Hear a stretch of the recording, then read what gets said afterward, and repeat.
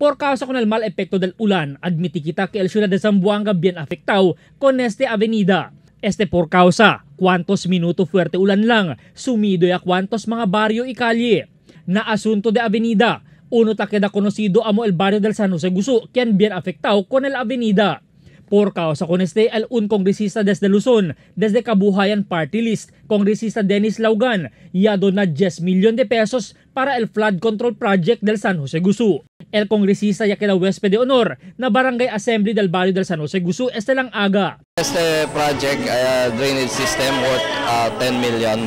So, grande ayuda para San Jose Gusu. Kaya sabi vosotros, el San Jose Gusu.